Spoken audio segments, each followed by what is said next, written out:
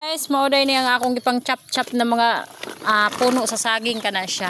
Then kani siya ako ni siya gisud sa plastic nga di kahungaw. Kani. Tapa guys ay.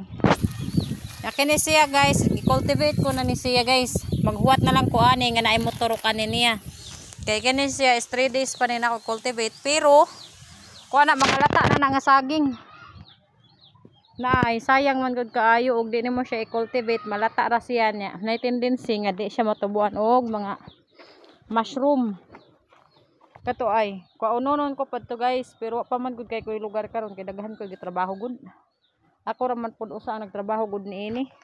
Abi nung guys oh, kani guys oh, kana nakuha na siya na samad ko ana mo nang di usa ko magtadtad gina samad ko.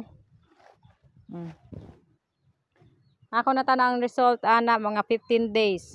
Kani, motorok na siya ug unsay motorok kani niya. Kay wa ko man na siya sa guli og mga kanang mga init na mga dahon kay lata naman na siya daan. So mora to guys for today's video guys. Mora na nga akong kuan guys ha. Content na ako guys. Unta guys, mutabang pud mo tan-aw sa content guys bisag ilaayan na mo. Salamat.